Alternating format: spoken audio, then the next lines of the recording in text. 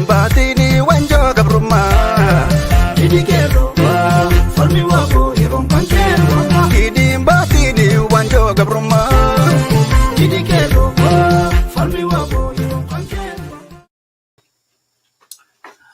Ashama, I welcome the viewers of Birmaduu Media to our program today. Today we are going to have a conversation on a topic Ethiopia needs more than peace talks. This topic is taken from Professor Alex Duall's recent article. And I have Professor Duall for this conversation. As an introduction, Ethiopia needs genuine peace. Achieving genuine peace and lasting peace requires an all-out and an all-inclusive dialogue, in my opinion. A respect for individual and nation rights, as well as cultural, religious, and linguistic diversity is a must. Any fake and baseless drama concocted only for the consumption of the international community doesn't cut it. I'm very convinced that where there is no truth and justice, there will be no peace. Currently, the Ethiopian government is busy with a very expensive endeavor, which it calls a national dialogue. The most important question being asked is whether the enterprise is genuine enough to bring a lasting peace to Ethiopia and to the region. As I said before, today I have a very esteemed guest in the person of Professor Alex Duall, and he would enlighten us with these issues.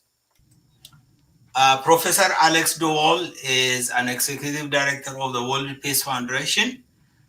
He is a research professor at the Fletcher School at Tufts University, and he is a professorial fellow at the London School of Economics. He has worked on the Horn of Africa and humanitarian issues since the 1980s as a researcher and as a practitioner, with a special focus on famine and humanitarian crisis.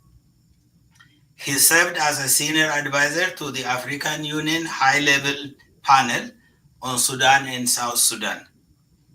He was listed among Foreign Policy's 100 most influential international intellectuals in 2008 and Atlantic's 29 Brave Thinkers in 2009. Duall's recent books include The Real Politics of the Horn of Africa, Money, War, and Business of Power, 2015, Mass Starvation, The History and Future of Famine in 2018, and New Pandemics, All Politics, 200 Years of War, Disease, and Its Alternatives in 2021. Professor Alex, thank you so very much for being here, and I welcome you to Birmaduu Media. You are very welcome. It's a pleasure to be with you. All right, we have a very limited time, so let us begin with your recent article entitled "Ethiopia Needs More Than Peace Talks." What is the motivation behind this article, and what were you trying to achieve in writing this article? Let me go back to one of the books that you mentioned, which is called The Real Politics of the Horn of Africa, Money, War, and the Business of Power, which I published a few years ago. And in that book, what I tried to do was to analyze how politics was actually being transacted in most countries of Northeast Africa, Sudan, South Sudan, Somalia, Eritrea, not so much in Ethiopia at that time. And I saw politics as being conducted through what I call the political marketplace. The business of the leader, the business model was to try and stay in power by means of deploying what I call, and what the Sudanese call, the political budget, the money that is required to buy or rent political services, political loyalties, security services, media, etc., in order to sustain the individual in power. In the political market, the market being all these other members of the elite, the subordinate members of the elite, the rivals, who want material benefits, but they also want power.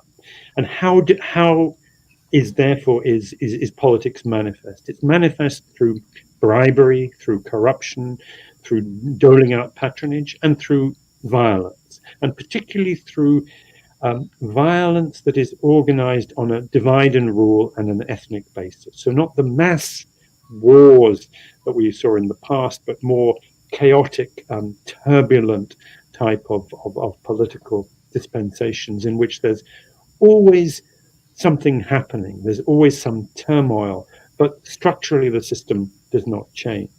And one of the features of those systems is that state building, achievement of democratic goals, developmental goals is almost impossible. They may appear on the surface to be democratic, to have some progressive and effective economic elements, particularly in the private sector, but actually they don't deliver for citizens. And at the time I wrote this book, which was in 2015, I saw Ethiopia with its developmental state model as trying to break that, and trying to break that model in an authoritarian way. So I found that problematic. It was not a democratic exercise, but it was an authentic state-building enterprise exercise that was delivering on economic development, though not on democracy. What I see today in Ethiopia is Ethiopia becoming much more like its neighbors, much more like those African states which are characterized by nepotism, corruption, turmoil, disorder, without a central monopoly on violence, without a stable macro economy, in which the ruler manages to stay on top by divide and rule, by all sorts of political stratagems, but without developing the country and without achieving any form of effective democracy. And in that context, I would see moves towards peace, moves towards national dialogue, as not really reflecting any radical change, just reflecting this is the best tactical maneuver that can be played today for the ruler to stay in power. And the ruler is, of course, Prime Minister Abiy Ahmed. Thank you so much. I was going to address the book, The Real Politics in the Horn of Africa, and the issues you raised in there. One of the things that really caught my attention, I started reading the chapter on Ethiopia, was the terminology. I think it is read as Janus. Is it Janus phase or Janus phase? Either will do. Either. All right. So I looked at that, and then that brought, I was aware of what Hollycomb and IPSA called the systematic, the policy of systematic showcasing. Mm-hmm. And that is where successive Ethiopian governments have been concocting this drama, which doesn't reflect any reality inside, but it is always done for the consumption of the international community, because without the legitimacy they get from the international community, be it in the form of financial, economic help or diplomatic cover-ups or whatever it is, the Ethiopian government would not exist. So how do you explain that? And if that is the case, then could we say the endeavor which was under TPLF was also any genuine endeavor at all? So the Janus face refers to the fact that the archetypical, the paradigmatic African state has two faces. It looks outside to the outside world and it presents a particular face, and it does that for diplomatic and economic and geostrategic reasons, and then it presents a different face to its domestic constituents. And I think it's fair to say that that successive Ethiopian governments have had this feature. So a classic example from Ethiopian history is Emperor Haile Selassie. He challenged European imperialism, but he practiced Ethiopian imperialism.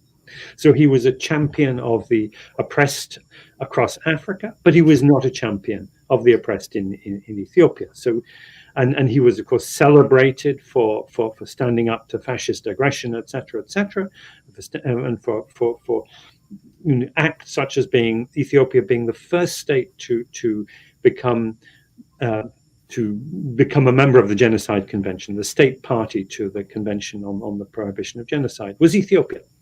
But still, he was practicing repression internally. And the Derg was, in many ways, similar in its own double standards. Obviously, it was both different externally and internally, but there was the gap. Now, the EPRDF under the late Meles Zenawi was a very interesting variant on this, because Meles was very studious in retaining the autonomy of the Ethiopian state vis-a-vis the international community, and particularly vis-a-vis the Middle East. And in that respect, he was very much the inheritor of the tradition of Haile Selassie. So he wanted, he said that his nightmare was that if the Egyptian agenda, and as we know, Egypt has had a long-standing agenda of not wanting to see Ethiopia develop. If the Egyptian political geostrategic agenda were to be twinned with the financial resources of the Gulf states, he said Ethiopia would be overwhelmed.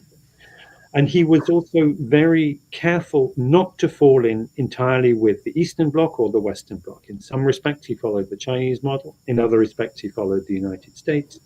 He tried to embed Ethiopia within an African peace and security architecture, which again is actually rather similar to Haile Selassie, who wanted to make Ethiopia the epicenter of the organization of African unity, for his own interests, of course, and the same for Meles, for his own interests. So internally, the face that Meles presented was, he said the EPRDF, when it came to power, had three basic goals: development, democracy, and governance of diversity, the federal system. And I think everyone would say he achieved a great deal, or the EPRDF achieved a great deal in terms of development. And actually, what's interesting about development is that it actually was quite equitable development. All parts of Ethiopia were developed, some more than others, but all parts did develop. And there was corruption, but it was more the East Asian model of corruption, whereby you have rapid economic growth, but some of those who benefit from economic growth do so corruptly, but they also invest those ill-gotten gains in the country. So the corruption it may be economically inefficient, but it also contributes to growth. On diversity, I think the judgment would be, yes, the EPRDF's federal constitution, which was of course partly designed in partnership with the OLF, Fletcher, was very, very influential in that, granted social, cultural, linguistic rights, and the principle of autonomy. That was achieved. Political rights, no. I think it's very clear that the EPRDF remained a centralized vanguard party, and the parties in the other regions, especially Oromia, were really just, as Fletcher said, prisoners of prisons. And the OPDO never gained the legitimacy and credibility. And in democracy, he was a failure, no question about it. I remember I challenged Meles once, because my book actually partly grew out of debates that I had with him. And we agreed on some things and disagreed on others. And I said to him once, I think your theory of democracy is democracy not yet. You're postponing democracy to a time when Ethiopia is developed. And he smiled, and I think he essentially agreed the point. So yes, there was a Janus face. I think, and because it was essentially a police state, um, under Abiy we have a very different political economy and political strategy. So Abiy, when he took power, promised everything to everybody, domestically and internationally. He became the darling of the international community, and in many ways he still is. It's kind of interesting that even after everything he's done in the last couple of years, still you get Western leaders and the United Nations appealing to him, saying, we know who you really are. You really are a liberal, believing in plurality, human rights, etc., etc. He's given no concrete evidence that he actually does, but people still feel it necessary to believe those promises. And domestically, he overpromised too. And of course, when you are a leader and you overpromise, at some point you have to decide, who am I going to disappoint? Because you can't deliver everything.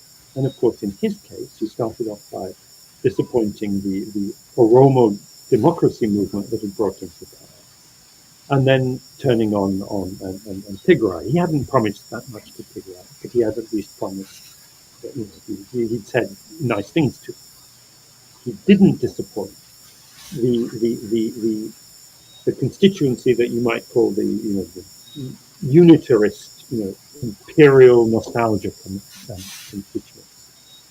But then in the war, of course, he promised that constituency far more than he could deliver. And when he realized that the war is unwinnable, because he essentially no longer has an army, what happened in the last few months was that as the Tigray Defense Forces closed in on Addis Ababa, the international community, led by the United States, basically said, we cannot allow TDF to capture Addis Ababa. We can't have another forced evacuation like Kabul or whatever. Therefore, we will allow and encourage the Emiratis and the Turks to actually bring their drones and destroy the TDF as it approaches Addis, force them back to Tigray. And there's some of the apologists for Abiy say there was an American plot to bring the TPLF to power. It's nonsense. In fact, if there's anything, it was the reverse. That the Americans were saying to TPLF, you cannot come back to power. We will stop you. And they did. Or rather, they enabled the Emiratis and the Turks to stop them. But what the situation then is that Abiy knows he cannot win the war. He is reliant on, he no longer really has an army. He has ethnic militia. He has the Eritreans, and he has foreign drones. So he has lost one of the core elements of the state institution, which existed under EPRDF. Whether you liked it or not, there was a strong and very professional army. And he's also lost that financial pillar. Ethiopia was growing fast. It was financially sound. It had a lot of money. Now it's bankrupt. He's spent $1 billion on the war. He's lost investment. He's lost loans and grants. No one will invest. Ethiopia's bonds are junk bonds. And the way he actually financed his promise of prosperity was not through sustainable development, but through asset stripping, by selling off the crown jewels of the developmental state, by licensing the Fano and indeed the Eritreans to pillage, by shaking down the Tigrayan business community, confiscating their assets. And when you finance your politics and your state by asset stripping, there comes a point where you've reached the bottom of the bucket. There's nothing more, or you can only do it by actually dismantling the state. And he's reached that point now. And he's reached the point where not only is there a macroeconomic crisis, but there's a nationwide food crisis too. Not just in Tigray, but there's drought, there's food price inflation, etc., etc. And who can he turn to for help? He can't turn to the Emiratis, or the Chinese, or the Russians, or the Turks. He has to turn to the Americans, the Europeans, the World Bank, and the IMF. They're the only ones that can actually provide the money and the food. And so he's come back really as a beggar to them. And so we have a state where that second pillar has also disintegrated. And then the third pillar of a state is a sort of consensus, sort of about the nature of the state coming together. And the EPRDF, there was a lot of discontent, a lot of unhappiness, but there was something of a forum of people saying we can keep Ethiopia together, we can make Ethiopia function. That has disappeared now. He's lost that. And the national dialogue is, I think, an attempt to say we can at least do this, and to present to the outside world, well, we will try and do that, and therefore please bail us out with money and give us the means to rebuild a central army, so that the government in Addis Ababa has the coercive power to run a military or police state, which it had under EPRDF and has now forfeited. All right. There are many issues, but we don't have the time, so I have to be picky. One of the things is, yes, what Abiy is doing is really crazy. There is no system to it. As you said, he tries to appease all, especially the unitarist wing. By doing that, he lost the entire country. He has no base. I don't think he has any constituent at this time, except maybe the unitarist, and which I think that relationship is a transactional relationship. So as long as he delivers on that transaction, he might be embraced. But once that is not going on, I think he would be left alone. I think one thing that I think it's important for Ethiopians to understand is that in many countries around the world, rulers have been able to stay in power on a purely transactional basis without a consolidated constituency. So it's possible for the president of Nigeria, president of South Sudan, to stay in office, managing the affairs of state, and just on this transactional basis. And if they are skillful at buying, renting loyalty, keeping the price of loyalty down, and that can be done by divide and rule, by setting communities against each other. So you incentivize one group. Okay, we will reward you, because you can gain at the expense of your neighbor. And getting each of the constituencies to be fragmented and to play off against each other, so that even with relatively limited central resources, even with relatively limited coercive power, even with complete disagreement across the country, you can still remain in power. So South Sudan is an example. Kenya has been like that at times. Nigeria, Central African Republic, there are many states that function on this basis. Ethiopia historically has not been like that. But if you look at the ethos and the practice of Abiy over the last few years, he is exactly like that. That when he talks about prosperity, he is not talking about a systematic development of the country. He's talking about promise. It's almost like you can have a lottery ticket. If you're lucky and you draw the right ticket, and I'm the one that gives out the tickets, then you can be wealthy and prosperous, and if the Almighty blesses you.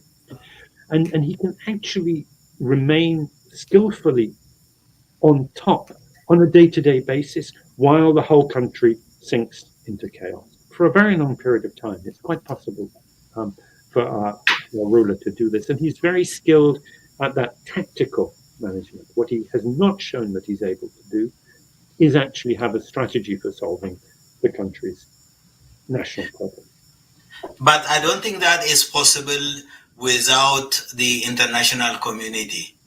And if we go back and see at the history of Ethiopia from the get-go, is that it has been relying especially on the West. During the inception time, it was the United Kingdom, France, and Italy. Then the West, and during the Derg regime, it was the Eastern Bloc. So most of us are so disenfranchised with what the international community is doing, and the international community is only friends with the successive Ethiopian government, not necessarily with the population, not necessarily with the public, not necessarily serving the interest of the people.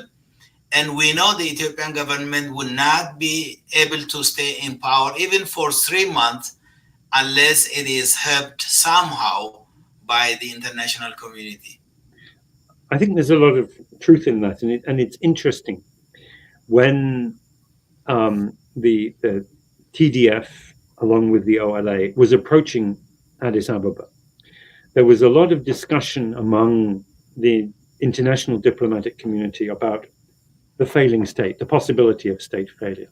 And what they were making an elementary error. They were mistaking the fall of a government for the collapse of a state. And they were failing to see, in my view, that actually the political economic strategy of Prime Minister Abiy Ahmed was actually driving Ethiopia towards state failure. In fact, it had probably already done so by putting it in hock with Eritrea, which had a deliberate strategy of creating a failed state in Ethiopia, because it sees itself as benefiting from that. Or to be precise, President Isaias Afwerki sees himself as benefiting from that, and from the dismantling of the core institutions that had kept the state together. And it seemed to me that the internationals were mistaking saving a government for saving a state, and they were focused on saving the government. They didn't want Addis Ababa to be taken up by TDF and OLA. And yes, one can argue the merits and demerits of that, but I said, don't pretend that by saving Abiy you are saving the state. No, they're not. But then yes, it's true that then the government would be highly reliant on international bailout. And it would be reliant on different forms of international assistance.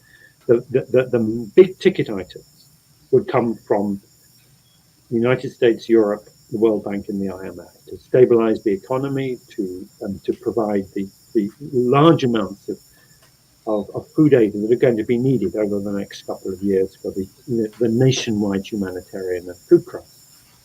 But then for the military assistance that will maintain Prime Minister Abiy in power, won't reconstitute the state.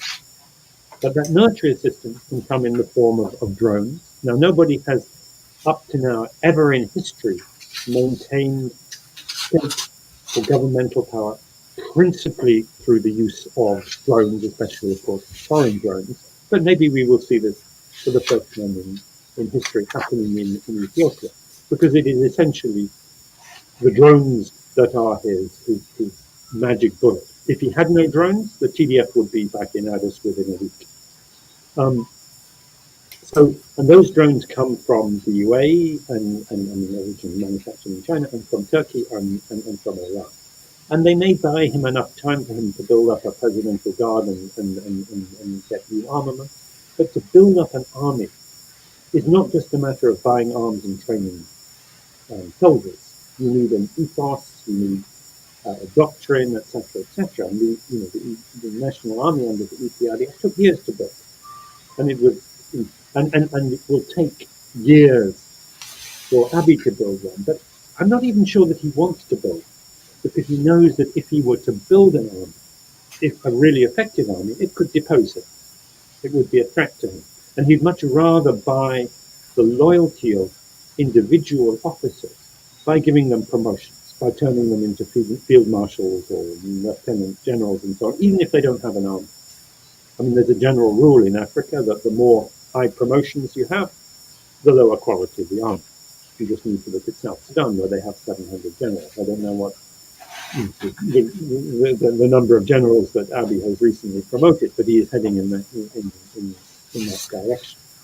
So he will, we suspect, rely on different foreign donors for those different sorts of support. But if that support is to add up to reconstituting the state, it's going to require a very different political configuration than he has today. And he has shown no sign of that. And so what we would expect is that things like elections, the national parliament, the national dialogue, would be a way of keeping Ethiopians busy with micropolitics, with trying to second guess what are the shifts in the political tide from week to week, while he gets on with the real business of buying and selling political allegiance. And there's an old joke about Sudan. There's a joke about Sudanese politics, which is that it changes from week to week, but you go back after 5 years and it's exactly the same. So it's very turbulent. There's always churn and turmoil and people coming in and out, rotating in and out of power, steaming, etc., etc. And then over 30 years, you get one man, Omar al-Bashir, who is in power, who's presiding over it all, and steadily throughout those years, the country declines and declines and declines until it goes back.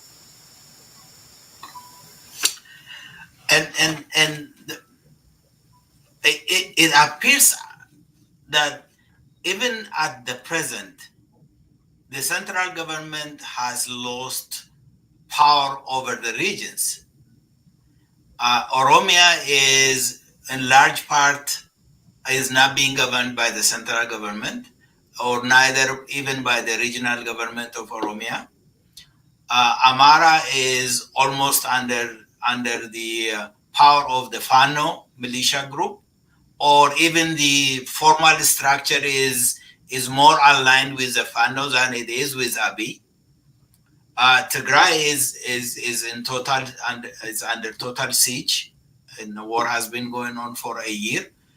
And under these circumstances, the Abiy is talking about a national dialogue that is put together by him. The rules for engagement are drafted by him or his party. The convener is elected by him, and we know that this is not going to get Ethiopia to a stable peace. Would you speak to that, please? I think you've said it all. I think what we've seen in many countries is that national dialogue becomes a means of those who are in power gaining legitimacy or claiming legitimacy just by continually repeating, this is what we're doing, this is what we're doing, and getting enough people to go along with it that it has a plausible imitation of inclusiveness. But actually it has two main real functions. One is to keep that facade of legitimacy up vis-a-vis the external world, so that the external powers don't say, okay, we can't support this government. And the other is to keep the internal political elites busy with chatter and only addressing national issues on the terms that the government wants. And actually, those who really want to challenge the government or really address the big questions are ruled out, are excluded from it altogether, or are told, oh, well, you can come in later, when of course the main issues will have been settled. Or maybe some of them are actually, persuaded or bought off or come in some way, and the big strategic fundamental questions they pose are lost in this this sort of fog of all the other issues that are being raised. If national dialogue really is to be effective, it has to be has to have a couple of features. One is it takes a long time. It can't happen quickly. It cannot be a legitimation mechanism for a particular government. It has actually to consider a whole host of issues. And the other is that the dialogue itself is intrinsically unpredictable. You really don't know where it is going to end, because people will come with new issues as you uncover, as you go deeper and deeper. More issues will surface. And one of the features of Ethiopian political discourse that is quite notable is that people want to rush to a final constitutional settlement. If you get 5 Ethiopians together and you put them in a room, you will have 5 different constitutions drafted, over a weekend. What you won't have is a sort of an agreement on how you can, over a period of time, have what some political scientists and constitutional lawyers call a formalized political unsettlement. Now, if you look at, let's say, what happened in Northern Ireland, you had irreconcilable differences between the constituencies in Northern Ireland, the Unionists and the Republicans. And both sides agreed the war needs to end. We need to stop killing each other. But they couldn't agree on what the political formula should be. So in the context of both the United Kingdom and Ireland being members of the European Union, they agreed that a lot of these issues would be settled over time by means of these overlapping levels of public law that allowed the Northern Irish people to also be citizens of Ireland, to travel backwards and forwards, to enjoy all sorts of freedoms and so on. And they would, over a period of a generation, things would change and they would sort it out. So formalized, so within public law, political unsettlement. It wasn't a final settlement. And I think Ethiopia and Ethiopians need to think about something similar, some way in which it's possible for people to live together, not killing each other, but with their political differences, without coming to a final constitution. Because if they try and do that too quickly, if anyone says, look, I'm legitimate, then you have a problem. And look, my last point on this is that the existing constitution of Ethiopia is actually a very interesting place to start, because that constitution says sovereignty is vested in the nations, nationalities, and peoples of Ethiopia. It does not vest legitimacy and sovereignty in the central government. So it is dispersed. So insofar as the nations, nationalities, and peoples have different views, then they can have, and they choose to bring their sovereignty together to pool it, then that provides actually for a very good framework. So I think keeping that constitution intact as a starting point is actually a very, very important basis for discussion. Then the problem in Ethiopia lies in its origin, I think. Originally, Ethiopia was brought together forcefully, violently, not through the will of the people, but by gunpoint. And as it stands now, we have 12 states in Ethiopia. Out of the 12, the constitution you just mentioned is wholeheartedly accepted and by at least 11 who really wants to work it, to make it better and to use it for coming together. And only one group, which has originally had hegemony over the others, doesn't want it. And unfortunately, Abiy came to power promising that he would look into these things. And because he came to power through the Kero movement, the Oromo Youth movement, majorly. But then after he came in, he changed his mind and he aligned with that group.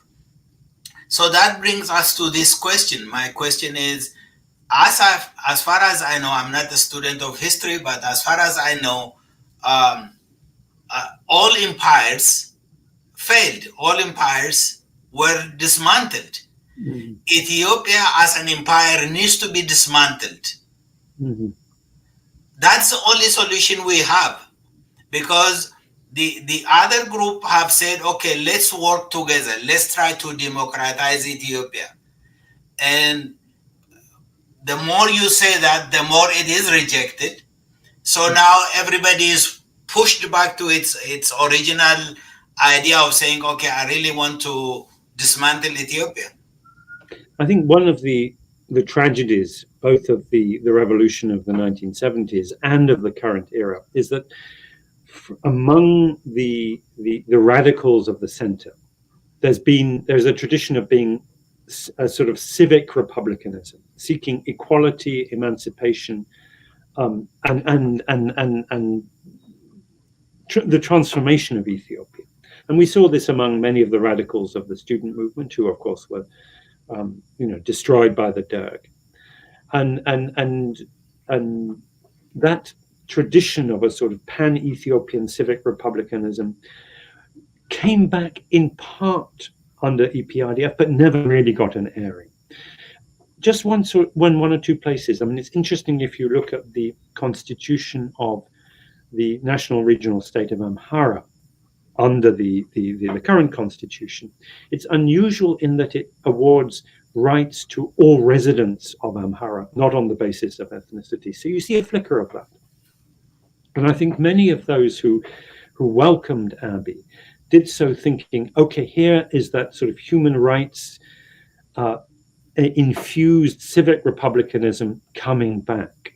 Now, unfortunately, what we saw is that so many of those who espoused those principles actually, beneath the surface, wanted the empire back. They wanted that ethnic hierarchy. They wanted Ethiopianism to be not to be shared equally among the peoples, but to be them. And then there were the people who were outright sort of, revanchists. They wanted the empire back. They wanted an empire that is greater than the people itself, themselves, either individually or collectively.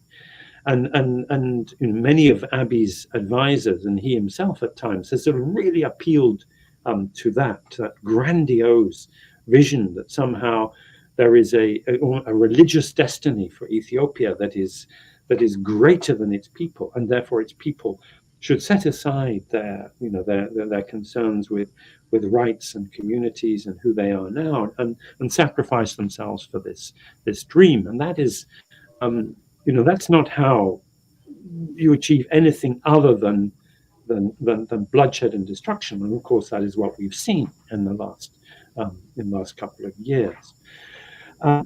So I think there is a challenge facing the Amharic speaking peoples, and especially those among the elite. Are they going to adhere to this vision of the imperial Ethiopia, or are they going to try and revive that civic republicanism that says, Amhara is one people among many, and we all have to live together, as equals, and that is for them to decide. And if they, I think it's clear. I think it's clear from my point of view what would be the correct answer to that. If you want to save Ethiopia, you cannot save it as an empire. You have to save it as a federal republic in some way. Now, there, of course, are many problems with the federation. It was an experiment in drawing boundaries, in identifying people with ethnic labels.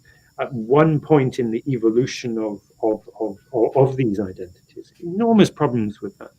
But there are clearly even greater problems with rejecting that. It has to be revived by consensus. And as you say, empires fall apart, and especially land-based empires. I mean, if you have a maritime empire like the British had, it's quite easy for parts that are far away from the motherland to break away. Right. It's much more difficult when you have a land-based empire. and democratizing that requires an honesty to history and a frank admission of what has happened in the past, and a genuine, embrace of equality amongst people. Well said. That's a problem we have in Ethiopia, because people who say they are Ethiopians, they are looking for, as you said, for a civil citizenship, they call it. Those people are really not talking about equality, but it is always about being superior, whether it is a culture, the language, the religion, right? So because of that, you have this open religious wars going on in Ethiopia, even currently. One of the issues you raised in the chapter on Ethiopia in this book is, in the 1980s, when TPLF was coming after the conquered Derg, they said our next enemy, the enemy that they ought to defeat, is a bureaucracy, and which you mentioned. They tried to revolutionize it through the civic service college they created and so on. And in my estimation, not taking the bureaucracy as an enemy and dismantling it, EPRDF or TPLF made a big mistake, because the remnants of this inequality, this domination, is still in power through the civil service. I think partly they dismantled it, and partly they made it their own. The top echelons they turned into their own sort of political vanguard, and I think it's interesting. A lot of the discontent among their critics from the Amhara side were not how they were running the country, but their critics wanted to be in that position of running it themselves. It was just who was in charge, not how it was Exactly how it was being run. And I think the vanguardism of EPRDF, and it included all the groups. It wasn't just the Tigrayans. The Tigrayans were clearly at the top in the military and security. Was really a fundamentally undemocratic way of organizing the political arrangements of Ethiopia, and they paid Ethiopia as a whole, and especially TPLF, paid a very high price for that failure.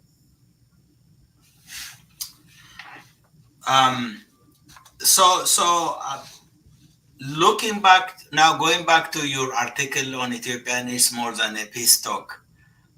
You mentioned one of the reasons why Abiy is orchestrating this national dialogue. You didn't mention national dialogue, but I think you were hinting at it. Is because of his need for economic support and probably the diplomatic support as well. And in my estimation, it looks like this is really just a continuation of what the Janus phase is.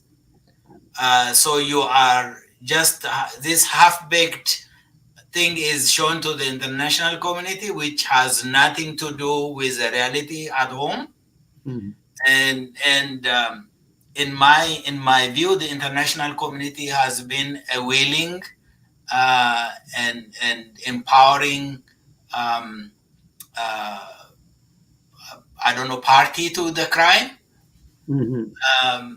So that is what is going on, and it looks like it is the Ethiopian government is in the process of buying a very expensive lipstick to put on a pig. What do you say? It was, I mean, there's a very obvious and very immediate antecedent to this, which is the election. Now, in what country in the world is an election in which is boycotted by most of the opposition parties. Most of the eminent opposition leaders are in jail or, in a state of war against the government. The media is either closed or under strict control, and the incumbent party wins 90+% of the victory. And any country in the world where that happens, for example, and this was true of EPIDF a few years ago, it's dismissed. This is a fraud. In Ethiopia, they call it a landslide. And why? I mean, it's extraordinary. We all know that that election does not is meaningful only insofar as it shows the skill of the political leadership in organizing the deployment of financial, material, political, media, diplomatic resources in order to secure the outcome it wants.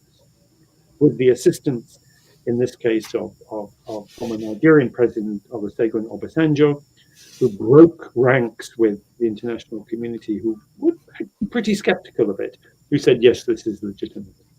And Obasanjo is a transactional politician par excellence. And so Abiy is actually following very much the Obasanjo model of how you run a country. And we know what Nigeria looks like. So I think we will see very much the same pattern with the national dialogue. It is not a dialogue. It is a mechanism, a set of stratagems for managing the public political arena in order for Prime Minister Abiy to remain on top. It's as simple as that. Right. Yeah, it is what it is, right? It's really disheartening.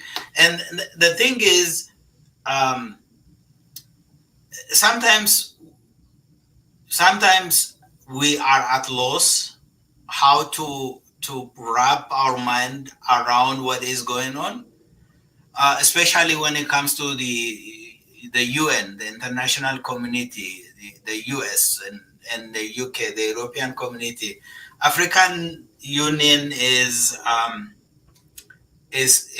good for nothing in our estimation. It's good for nothing. It's just there to legitimize whoever a tyrant comes to power.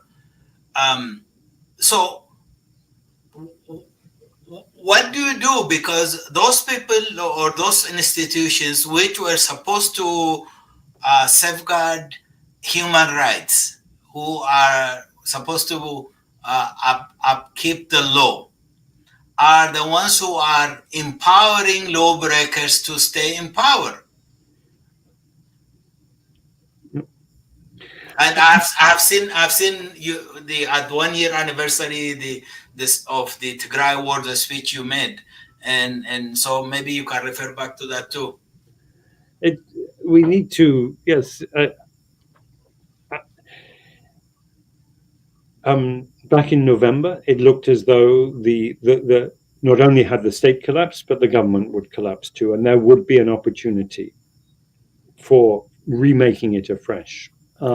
I think that opportunity has been lost, at least for now, and that has advantages and disadvantages. It has the advantage that the process of remaking the state, if it had proceeded as it looked a couple of months ago, could have entailed an enormous amount of bloodshed and destruction, especially in Addis Ababa.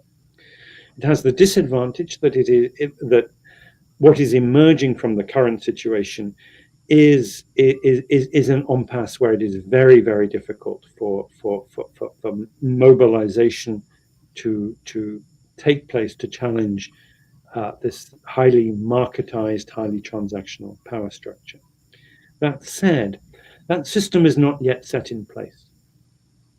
There is still enough dynamism in the political arena that I think if if people recognize the direction in which the country is headed and mobilize accordingly, there could be real change.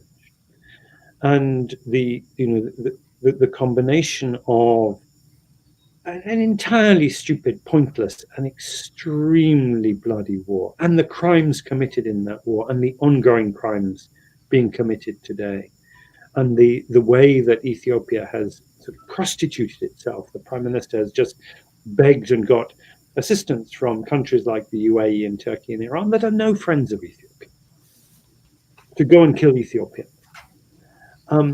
And the fact that the economic crisis is becoming very severe. So many Ethiopians don't have enough to eat. The price of food is rocketing up. The basic services are crumbling.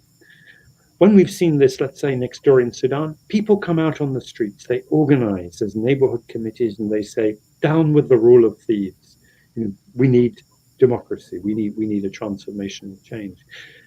Ethiopia doesn't have that tradition of non-violent civic mass mobilization, but it has elements of it. And as you said, what brought down the EPRDF was exactly that. It was exactly the Oromo youth mobilization throughout most of the country. And if it can be done once, it can be done again, and it can be done with a greater awareness of that. It's not just enough to change the man on the top. You need to really change the system and preserve what is actually good in the system, preserve what was achieved through struggle before, and recognize those things that people want to keep intact or reclaim from the past. I really understand what you're saying. The problem is Abiy came on the back of the Cairo movement, and he targeted the Cairo as his number one enemy. Before the war in Tigray commenced, the war was declared in Oromia, which has been going on since then. It's been a silent, hidden war, but nevertheless, it is a war. Much killing, much drone attack is being conducted. So that mass movement now is turned into mass army campaign. Mm-hmm.